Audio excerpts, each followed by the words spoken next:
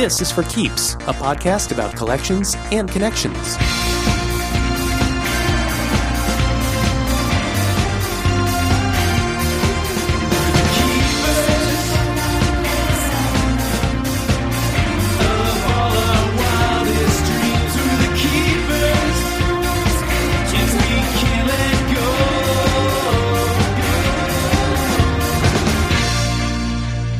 I'm David Peterkowski. The Merriam-Webster Dictionary defines the word fad as, quote, a practice or interest followed for a time with exaggerated zeal, unquote. Some noteworthy fads of the past include pole sitting, a briefly popular and, one would assume, wildly uncomfortable craze in the 1920s. The pet rock craze of 1975, in which rocks were placed in ventilated boxes and successfully marketed as an alternative to animal companionship. And the hacky sack, a soft, kickable bag that, despite coming to market in the 1980s, hit its stride among college students, stoners, stoned college students, and others in the 90s. But amazingly, the hacky sack wasn't the only soft, pellet-filled toy to mesmerize consumers in the 90s, and it wasn't nearly the most profitable. That honor goes to the toys at the center of the fad to end all fads, at least until it ended. And those toys are Beanie Babies. In 1993, toy manufacturer Ty Incorporated introduced 9 new plush toys to the market called Beanie Babies. The marketing strategy was unique. Company founder Ty Warner, who was known to be a perfectionist and a bit of a control freak, insisted that Beanie Babies were to be priced at $5 per unit, and they were only to be sold in smaller stores, not the big box retailers, all in keeping with the idea that the Beanies, the first cohort of which included Legs the Frog, Patty the Platypus, and Squealer the Pig, were high-quality plush toys, not your run-of-the-mill mass-market stuffed animals. It was around that time that Peggy Gallagher was introduced to Beanie Babies, thanks to her sister, a doctor in the Chicago area named Paula Benchik-Abrinko. She found these Beanie Babies when they first came out.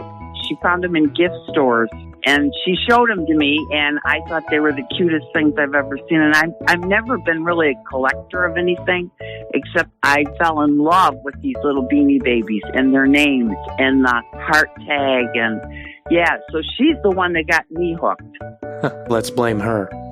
Let's blame her. By the way, it should be noted here that Peggy's interest in Beanie Babies was purely aesthetic at first, and with good reason. The posable, adorably understuffed buggers are cute. They made a big impression on Peggy. Do you remember the first Beanie Baby you got? Yes, it was the wingless quackers without the wings. That was really a rare one.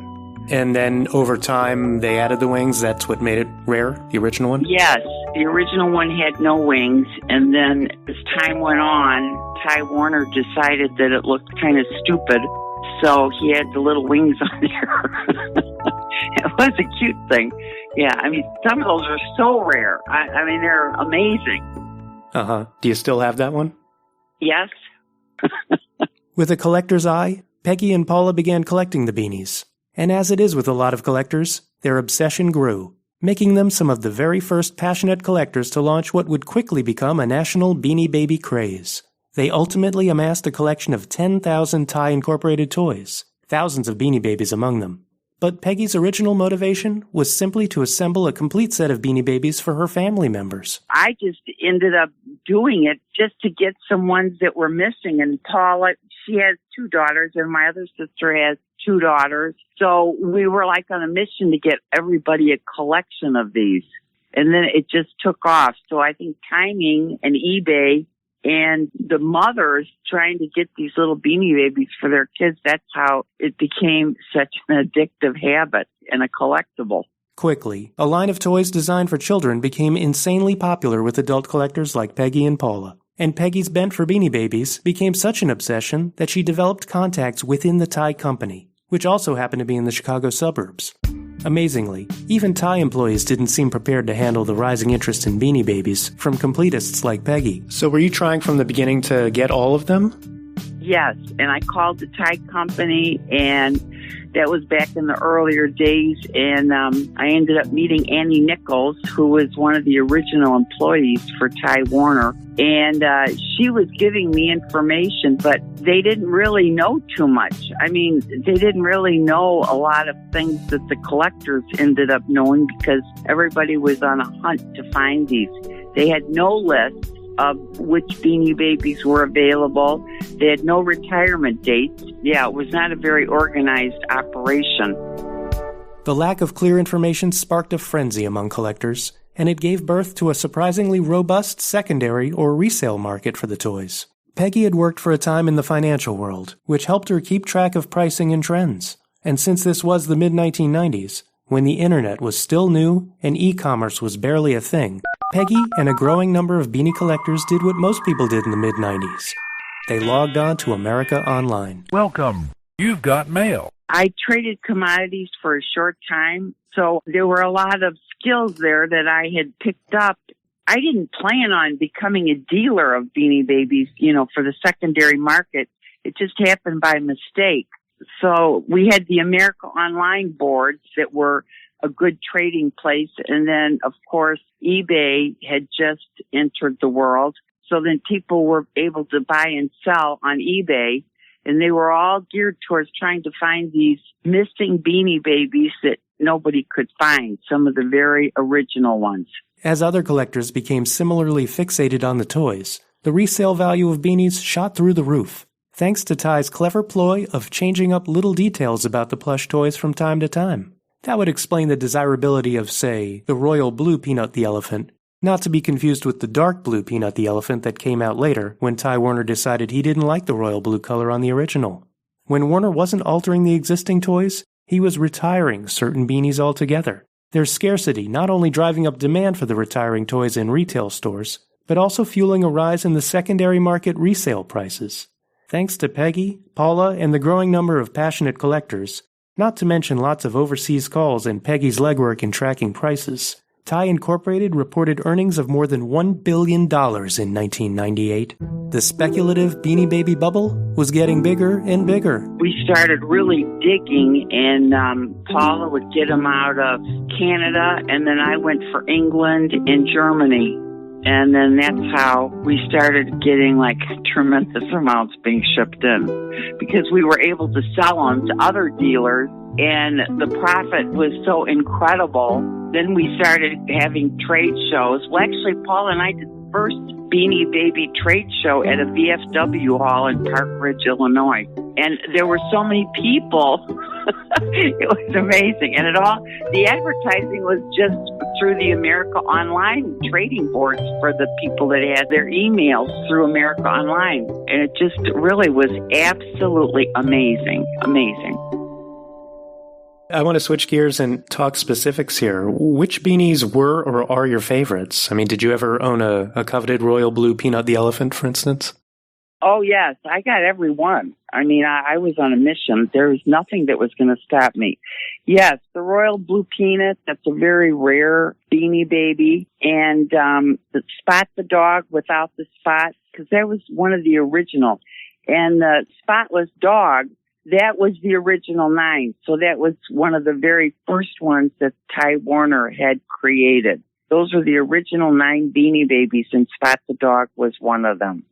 Yeah, I have so many favorites. I liked all the colored bears, and the teddy bears are adorable, but I liked all of them. If it's true that happiness comes from doing what you love, Peggy must have been loving life at this point.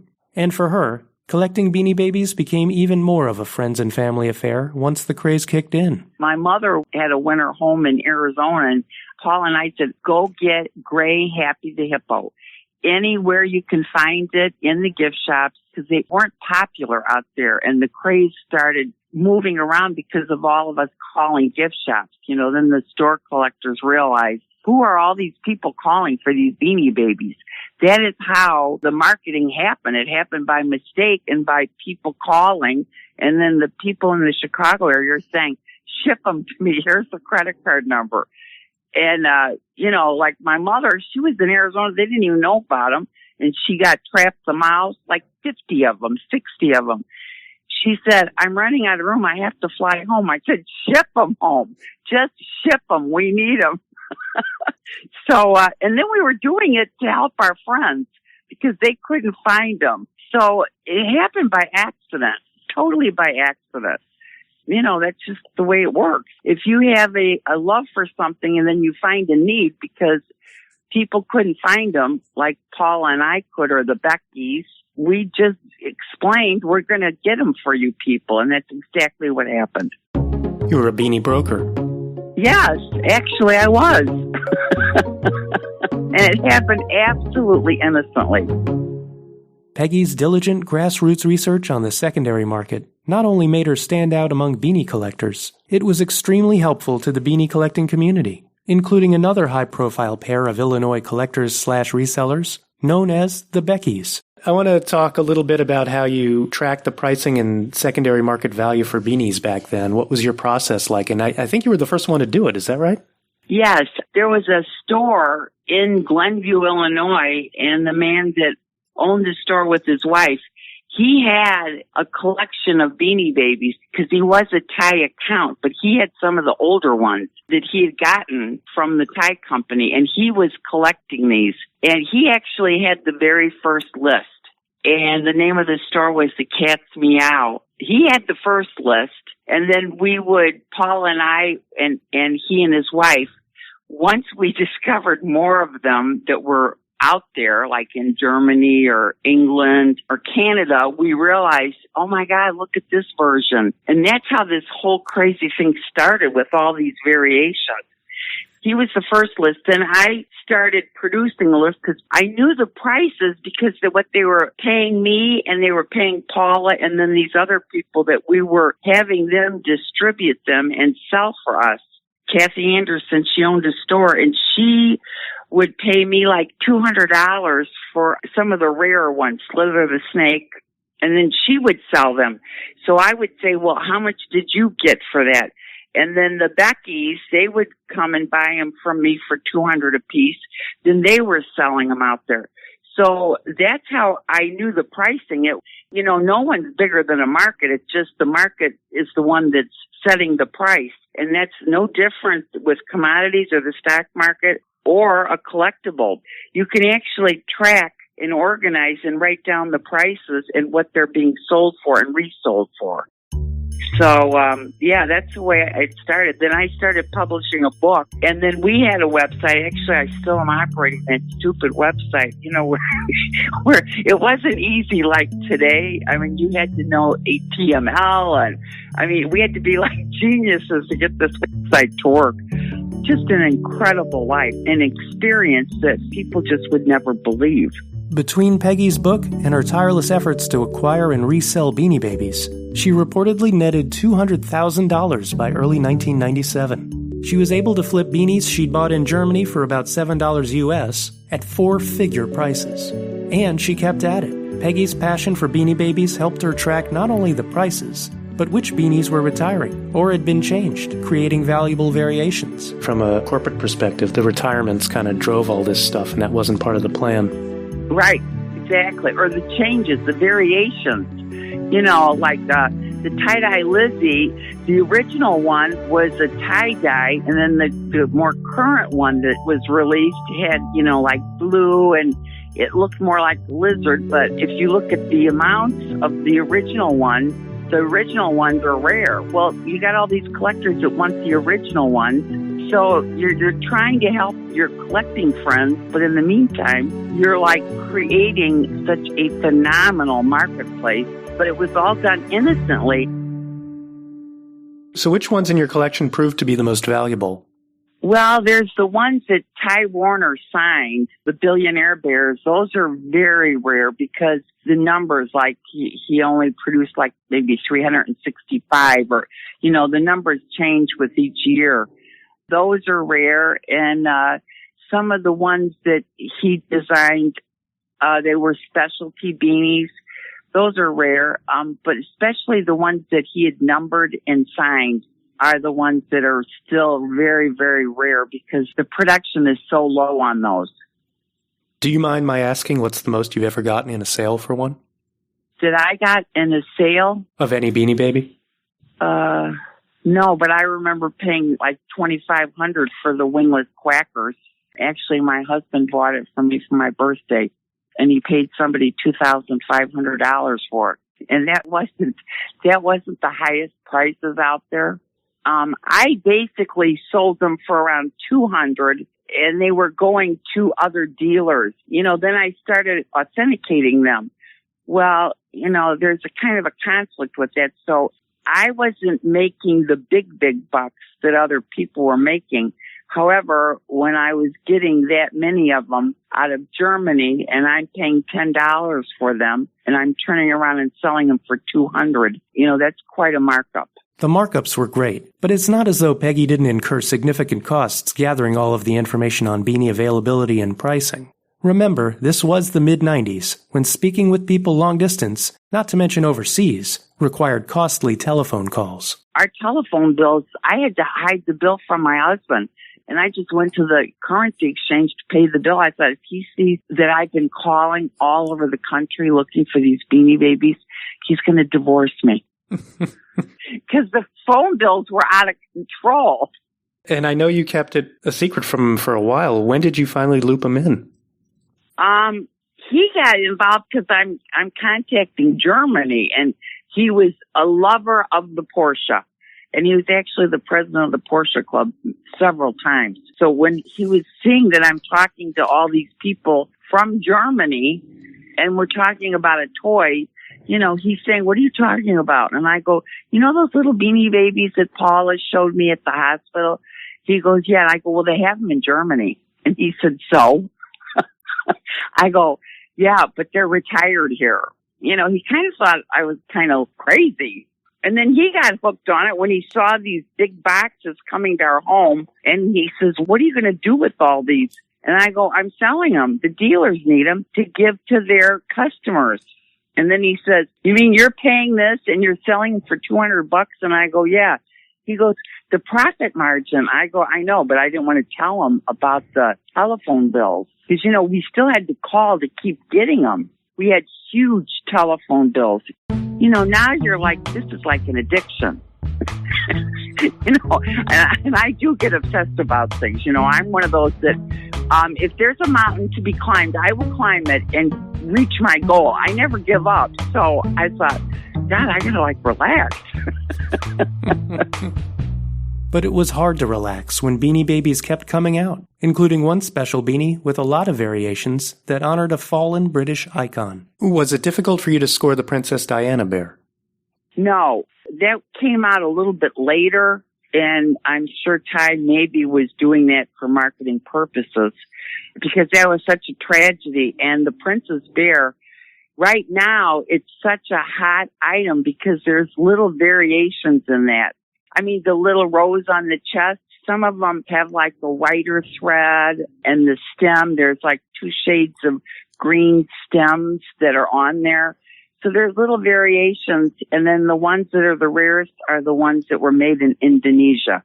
And they're very rare because the numbers are so low. So right now, that's a hot Beanie Baby because people do have access to it, but all the little variations are what just sends it. The tags are a little bit different, and anything that's a little bit different is what spirals out with the prices because people are finding them and they go, "Oh yeah, my stem is a different color and the ribbons are a little bit different in the shade." So any Beanie Baby where the colors have changed through the time, like Hippity and Hoppity, these little bunnies, some of the ribbons have faded.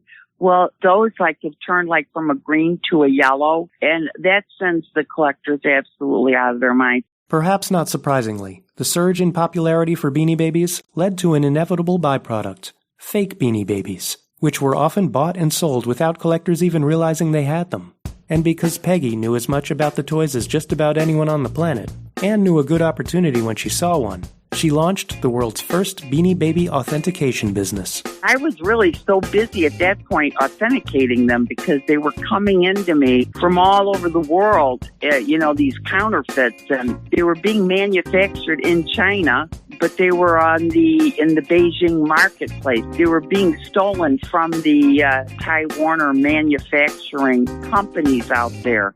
People that were traveling that said, I got them in China. I go, yeah, but they don't distribute them there. They are manufactured there, but you're buying counterfeit. See, I got really involved with the counterfeit end of it because it was like they were infiltrating the whole marketplace. And these innocent collectors are spending $2,000 and $3,000 and $4,000 for a Beanie Baby that is an absolute counterfeit. The tags were counterfeit. The Beanie Baby was counterfeit. The fabric was counterfeit. Then I got out of the dealership, and because I had already gotten the very original ones and the current ones that were being released, I could just run to a Hallmark store and get them.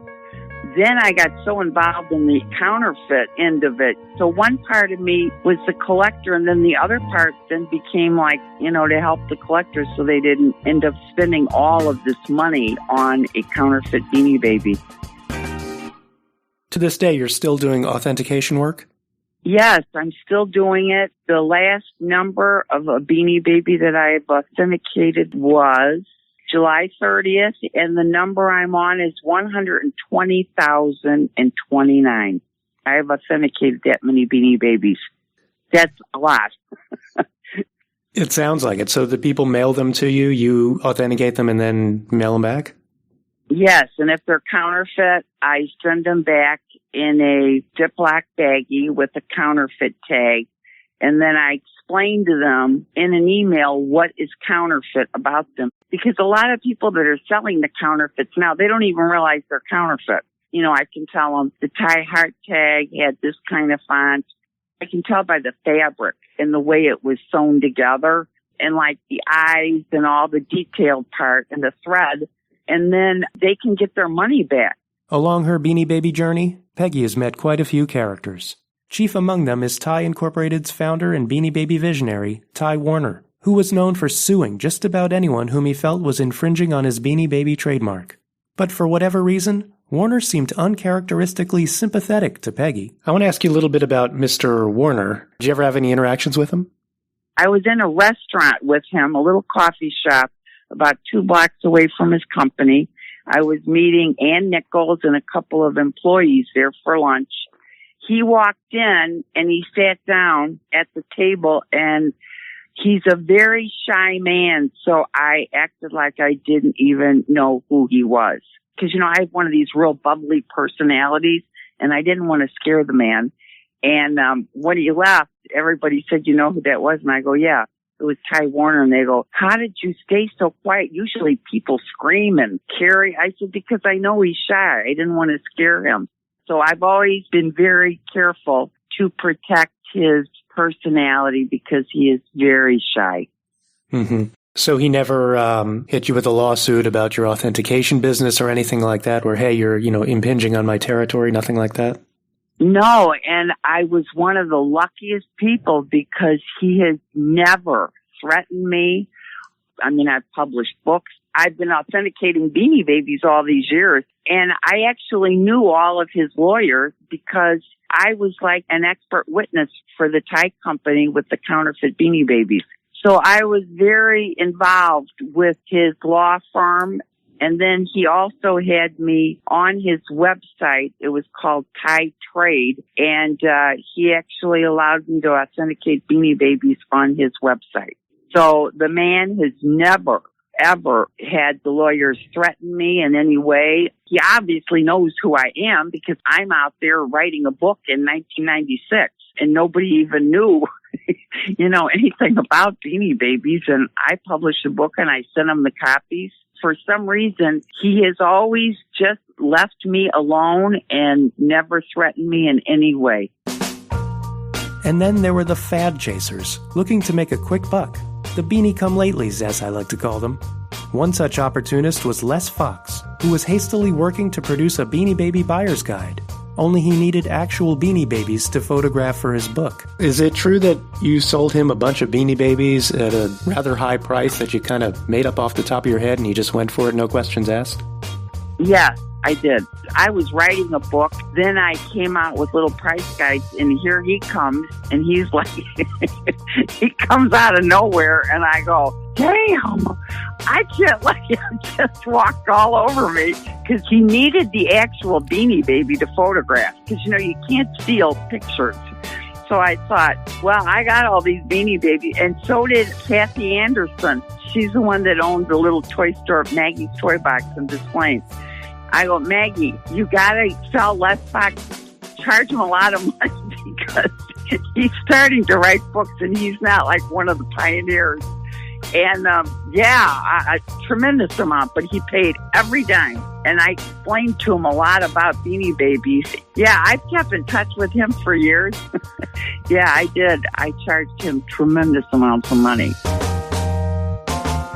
Because he was a professional publisher, and, here I am just like a little mom and pop thing, at my kitchen table writing this book. And just to make my very first little book, because it was all color, I actually took it to designers that worked for America Online, and they charged me $50 a page. Well, that was a lot of money. So every time people say, well, you made so much, I said, yeah, I made a lot of money, but you should see the money I put out. I mean, as soon as I made money, then I decided to publish a book. Well, to publish a book back in that day that's all color was a fortune. So I said, yeah, I did make a fortune, but you should see the money I spent. I wrote the book to try to educate people because I had the pictures of the very rare ones. I didn't do it in a business sense to make money. It happened that way. I was just fulfilling a dream of mine to get every one of them. Well, you put in a lot of blood, sweat, and beans. Oh, God, did I ever. For the most part, Peggy looks back on the Beanie Baby heyday as a positive time. And it was a time that benefited her family in one rather unexpected way. Is it true that your sister Paula made enough money from her sales in the secondary market to finance the adoption of her daughter? Yes.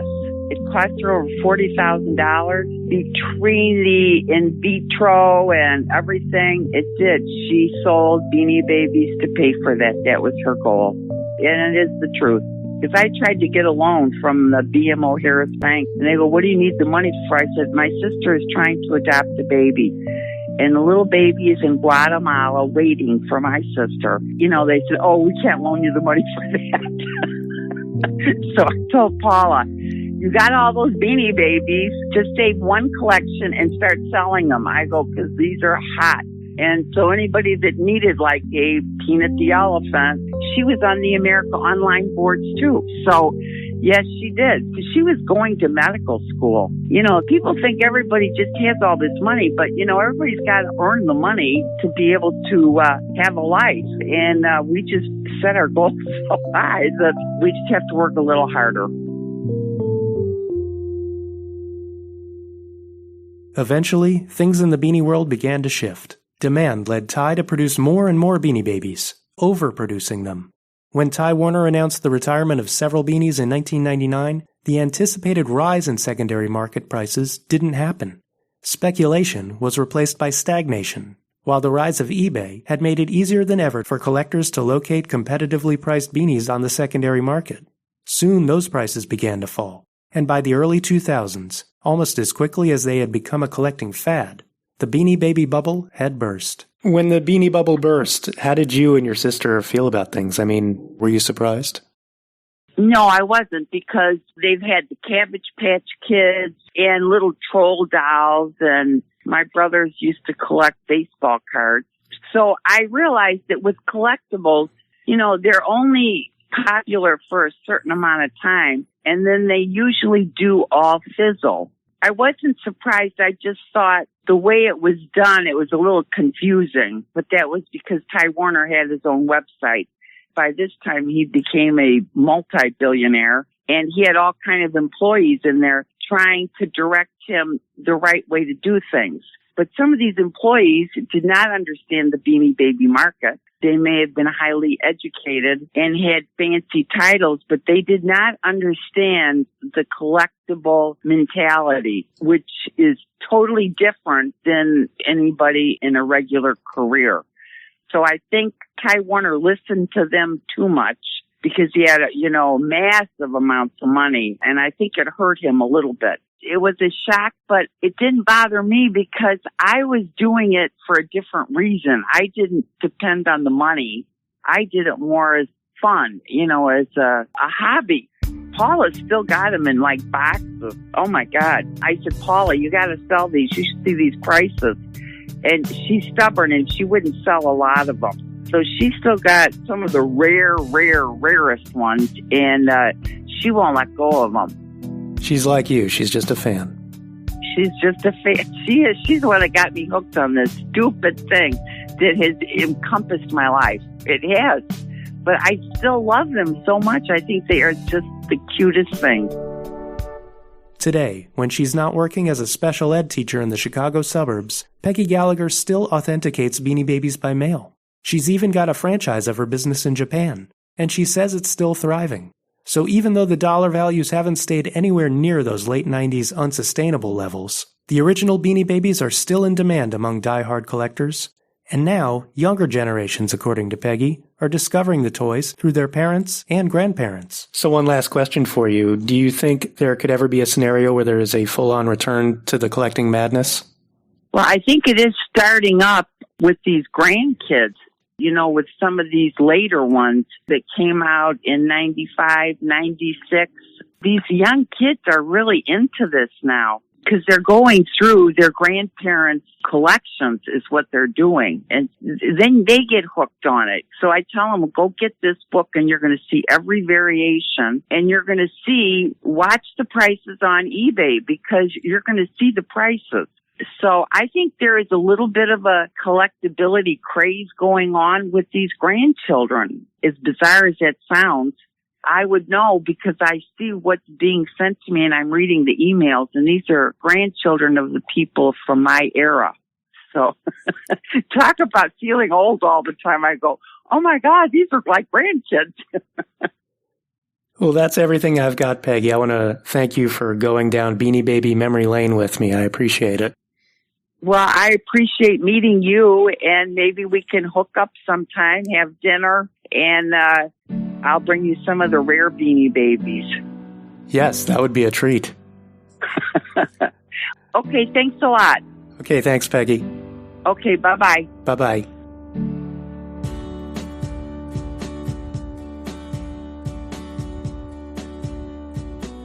It seems as though all along, Peggy Gallagher has had the right attitude when it comes to Beanie Babies. Buy low, sell high, authenticate often. And even though she looks back on the Beanie Baby bubble with a mixture of fondness, amazement, and even disbelief, she still easily recalls what sparked her interest in the first place: the cuteness of the toys. That's what got Peggy involved, and that appreciation, at least in her case, will always transcend spreadsheets, buyer's guides, and bubbles. For Keeps is a production of me, David Peterkowski. Thanks to Peggy Gallagher for filling me in on her adventures before and after the Beanie Babies bubble. At forkeepspodcast.com, you can see a photo of Peggy with some of her collection. Also, in the show notes, there's a link to the book The Great Beanie Baby Bubble by Zach Bissonette, which is a fun and informative read all about the beanie craze. The book provided me with a lot of beanie background, and Peggy gets plenty of ink in there. The show's theme song is by the band Still Flyin, and the closing theme is by Eric Frisch. Additional music for this episode was provided by Chad Crouch. You can visit the show online at forkeepspodcast.com or follow For Keeps on Facebook, Instagram, and Twitter at For Keeps Podcast. And if you have an idea for a future show or any sort of feedback, feel free to leave me a voicemail message at area code 510-761-5031. Thanks for listening to For Keeps. Until next time, keep on keeping on. And if you like For Keeps, here's another podcast that might be right up your alley. Do you flip through music podcasts like you would the dollar bins of your local record shop, hoping to stumble upon that rare pressing or super under-the-radar classic? Well, dig no further. Vinyl Emergency is where musicians, everyday album collectors, and those who press, design, or otherwise celebrate vinyl records come to share their stories about how this influential medium has shaped their lives and careers. I'm your host, Jim Hankey, and you can join me and a new guest every other Tuesday as we take you through LP artwork that has stood the test of time, neighborhood record stores we remember, the first albums we ever bought, The tangible object of a vinyl record can spark so many intangible memories, and that's what Vinyl Emergency aims to capture and share with you. Past episodes have featured interviews with Hosier, Roseanne Cash, Ted Leo, and Creed Bratton from NBC's The Office, plus members of Tom Petty and the Heartbreakers, Wilco, and Hall & Oates.